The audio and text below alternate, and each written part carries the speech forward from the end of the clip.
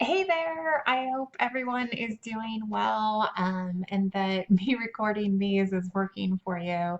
As you know, that the PowerPoints are set up for you to download as well if that is easier. Um, so just welcome back to week 12, where we're gonna kind of hit in terms of moving forward with structural motivation. Just today's just wanted to check in, do some review from last week, and then talk about kind of the main topic, which I think is something that you guys are all very familiar with.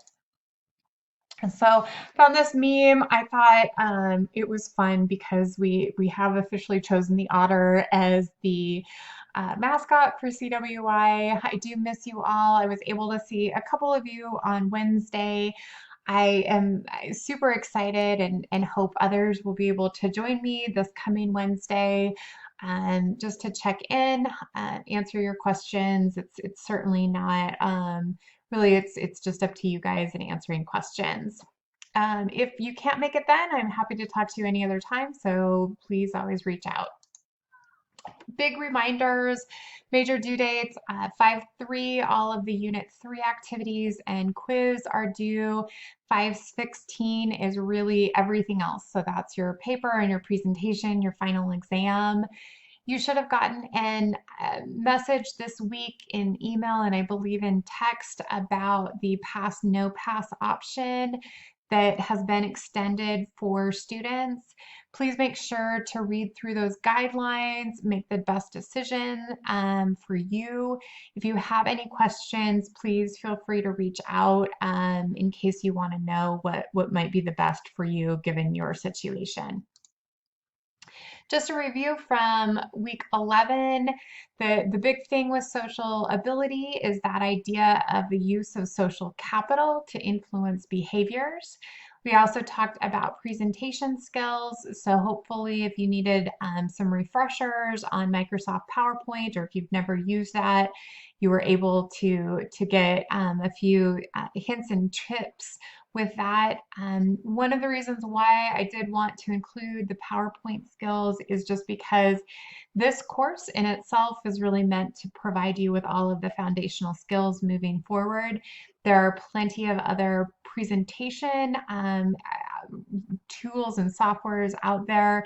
PowerPoint is kind of like understanding Word. It's kind of a go-to. So just making sure that you have those skills moving forward for the rest of your classes. I like the concepts discussed on Zen presentations. Really that idea of limiting too much content, which I think in these particular slides I haven't done, but hopefully modeled that better when we were in our face-to-face classes. The reflection presentation, just really kind of remembering all of those reasons why we forget things. This is one of the reasons why I wanted to make sure to add this in. Going over those main skills that you should be leaving with out of this class in terms of evaluating information critically, expressing consistent ideas within an academic setting, effective learning strategies, familiarity with college expectations, with college resources, and working with others. So looking forward to seeing those from you all. We're going back into that influencer model. This should be very, very familiar to you at this point. So we're going to start with that SMART goal. We're going to determine those vital behaviors by looking at crucial moments, studying positive deviance, and observing from that outsider perspective. Once we have those behaviors defined, remember they're observable, repeatable, and have a common meaning, then we can move forward in using our influencer model. So within this model, we've got those 6 sources of influence. We need to use 4 or more in order to make this an effective influence project and influence change. You always need to hit source 1. And there is some overlap between social motivation and social ability as we've discussed. Diving in, we're all about Source 5 right now. So that's changed their economy with rewards and punishments. So this is something that you're very familiar with just in life because the key to that is extrinsic motivation. So we want to always use extrinsic motivation very sparingly. It is the least important out of the 6 sources of influence. When we do use it, we need to make sure that we're rewarding the behavior, not just the results. A lot of times there are unintended consequences to those types of reward systems, particularly if they're kind of grandiose or complex. So those smaller kind of rewards, right, associated with that vital behavior are the most important. With punishments, we always need to provide some sort of warning first. Part of that is that we don't want to diminish any type of intrinsic motivation, right? So we always want to kind of give that kind of shot, that warning shot ahead of time to make sure that everybody is aware of what comes next. I really enjoyed this video. It is a longer video, but I am going to play it in this. If you don't want to watch it with me right now, you can fast forward about 10 minutes and you can check this video out on your own later. But it's really just a fabulous video on extrinsic motivation. Let me play.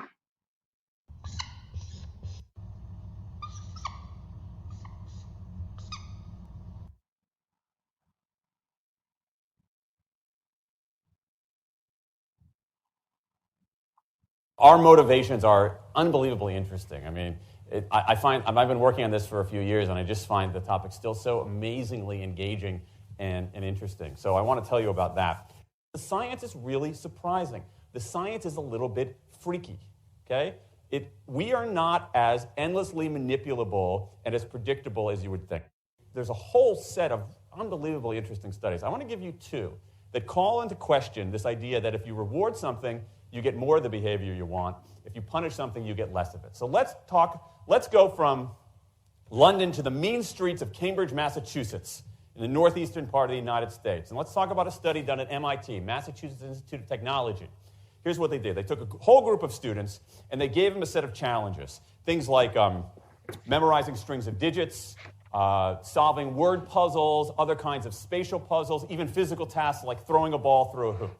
Okay, they gave them these challenges, and they said to incentivize their performance, they gave them 3 levels of rewards. Okay, so if you did pretty well, you got a small monetary reward. If you did medium well, you got a medium monetary reward. And if you did really well, if you were one of the top performers, you got a large cash prize. Okay, we've seen this movie before. This is essentially a typical motivation scheme within organizations, right? We reward the very top performers. We ignore the low performers and the other folks kind of in the middle. Okay, you get a little bit. So what happens? They do the test. They have these incentives. Here's what they found out. 1, as long as the task involved only mechanical skill, bonuses worked as they would be expected. The higher the pay, the better their performance. Okay, that makes sense. But here's what happens. But once the task called for even rudimentary cognitive skill, a larger reward led to poorer performance.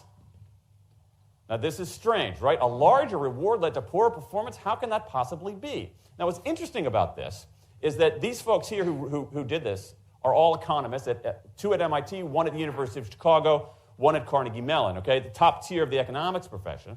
And they're reaching this conclusion that seems contrary to what a lot of us learned in economics, which is that the higher the reward, the better their performance. And they're saying that once you get above rudimentary cognitive skill, it's the other way around. Which seems like this kind of, the idea that these rewards don't work that way seems vaguely left-wing and socialist, doesn't it? It's kind of this kind of weird socialist conspiracy. For those of you who have those conspiracy theories, I want to point out the notoriously left-wing socialist group that financed the research, the Federal Reserve Bank. So this is the mainstream of the mainstream coming to a conclusion that's quite surprising. It seems to defy the laws of behavioral physics. So this is strange. It's strange funny. So what do? They say, this is freaky. let's go test it somewhere else. Maybe that $50 or $60 prize isn't sufficiently motivating for an MIT student, right? So let's go to a place where $50 is actually more significant relatively, right? So let's take the experiment. We're going to go to Madurai, India, rural India, where $50, $60, whatever the number was, is actually a significant sum of money. So they replicated the experiment in India roughly as follows. Small rewards, the equivalent of 2 weeks' salary. Small performance, low performance, 2 weeks' salary. Medium performance, about a month's salary. High performance, about 2 months' salary. Okay, so those are real good incentives. Okay, so you're going to get a different result here. Well, what happened, though, was that the people offered the medium reward did no better than the people offered the small reward. But this time around, the people offered the top reward. They did worst of all. Higher incentives led to worse performance. What's interesting about this is that it actually isn't all that anomalous. This has been replicated over and over and over again by psychologists, by some extent by sociologists, and by economists, over and over and over again. For simple, straightforward tasks, those kinds of incentives, if you do this, then you get that, they're great. For tasks that are algorithmic, set of rules where you have to just follow along and get a right answer, if-then rewards, carrots and sticks, outstanding. But when the task gets more complicated, when it requires some conceptual, creative thinking, those kinds of motivators demonstrably don't work. In fact, money is a motivator at work, but in a slightly strange way. If you don't pay people enough, they won't be motivated. What's curious about, there's another paradox here, which is that the best use of money as a motivator is to pay people enough to take the issue of money off the table. Pay people enough so that they're not thinking about money and they're thinking about the work. Now, once you do that, it turns out there are 3 factors that the science shows lead to better performance, not to mention personal satisfaction. Autonomy, mastery, and purpose. Autonomy is our desire to be self-directed, to direct our own lives. Now, in many ways, traditional notions of management run afoul of that. Management is great if you want compliance, but if you want engagement, which is what we want in the workforce today as people are doing more complicated, sophisticated things, self-direction is better. Let me give you some examples of this, of almost radical forms of self-direction in the workplace that lead to good results. Let's start with this company right here, Atlassian, an Australian company. It's a software company, and they do something really cool. Once a quarter, on a Thursday afternoon, they say to their developers, for the next 24 hours, you can work on anything you want. You can work on it the way you want. You can work on it with whomever you want. All we ask is that you show the results to the company at the end of those 24 hours in this fun kind of meeting, not a star chamber session, but this fun meeting with beer and cake and fun and other things like that. It turns out that that one day of pure, undiluted autonomy has led to a whole array of fixes for existing software, a whole array of ideas for new products that otherwise had never emerged. One day. Now, this is not an if-then incentive. This is not the sort of thing that I would have done 3 years ago before I knew this research. I would have said, you want people to be creative and innovative? Give them a freaking innovation bonus. If you can do something cool, I'll give you $2,500. They're not doing this at all. They're essentially saying, you probably want to do something interesting. Let me just get out of your way. One day of autonomy produces things that had never emerged. Let's talk about mastery. Mastery is our urge to get better at stuff. We like to get better at stuff. This is why people play musical instruments on the weekend. You got all these people who are acting in ways that seem irrational economically. They play musical instruments on weekends. Why? It's not going to get them a mate. It's not going to make them any money. Why are they doing it? Because it's fun, because you get better at it, and that's satisfying. Go back in time a little bit. I imagine this if I went to my first economics professor, a woman named Mary Alice Schulman, and I went to her in 1983 and said, Professor Schulman, can I talk to you after class for a moment? Yeah. I got this inkling. I got this idea for a business model. I just want to run it past you. Here's how it would work. You get a bunch of people around the world who are doing highly skilled work, but they're willing to do it for free and volunteer their time, 20, sometimes 30 hours a week. Okay, she's looking at you somewhat skeptically there. Oh, but I'm not done. And then what they create, they give it away rather than sell it. It's going to be huge. I mean, she truly would have thought I was insane. Okay? It seemed to fly in the face of so many things. But what do you have? You have Linux powering 1 out of 4 corporate servers in Fortune 500 companies, Apache powering more than the majority of web servers, Wikipedia. What's going on? Why are people doing this? Why are these people, many of whom are technically sophisticated, highly skilled people who have jobs, okay? They have jobs. They're working at jobs for pay, doing sophisticated technological work. And yet, during their limited discretionary time, they do equally, if not more, technically sophisticated work, not for their employer, but for someone else for free. That's a strange economic behavior. Economists who look into it, why are they doing this? It's overwhelmingly clear. Challenge and mastery, along with making a contribution. That's it. What you see more and more is a rise of what you might call the purpose motive, is that more and more organizations want to have some kind of transcendent purpose, partly because it makes coming to work better, partly because that's the way to get better talent. And what we're seeing now is, in some ways, when the profit motive becomes unmoored from the purpose motive, bad things happen. Bad things ethically sometimes, but also bad things just like not good stuff, like crappy products, like lame services, like uninspiring places to work. That when the profit motive is paramount, or when it becomes completely unhitched from the purpose motive, it's just, people don't do great things. More and more organizations are realizing this and sort of disturbing the categories between what's profit and what's purpose. And I think that actually heralds something interesting. And I think that organizations that are flourishing, whether they're profit, for profit, or somewhere in between, are animated by this purpose motive. Let me give you a couple of examples. Here's the founder of Skype. He says, our goal is to be disruptive, but in the cause of making the world a better place. Pretty good purpose. Here's Steve Jobs. I want to put a ding in the universe. All right? That's the kind of thing that might get you up in the morning and racing to go to work. So I think that, that we are purpose maximizers, not only profit maximizers. I think the science shows that we care about mastery very, very deeply. And the science shows that we want to be self-directed. And I think that the big takeaway here is that if we start treating people like people and not assuming that they're simply horses, slower, smaller, better-smelling horses, if we get past this kind of ideology of carrots and sticks and look at the science, I think we can actually build organizations and work lives that make us better off, but I also think they have the promise to make our world just a little bit better. So I hope that you all enjoyed that video. I have watched it for years, and this is it's about 10 years old, this particular video, and obviously the research around it is in that time frame, and it's really interesting, kind of coming out and being in a time of tremendous change socially and economically, and whether or not some of these economic theories, some of the ways that we look at things will change over the next few years coming out of the pandemic. So interesting things to think about, especially as we look at businesses and the concept of purpose and the concept of kind of moving away from extrinsic rewards towards intrinsic. And I will apologize for my dog barking in the background here. So with that, I did want to just touch base on kind of that extrinsic reward that you are all so very familiar with. It is one that I'd love to hear kind of a little bit more and discuss.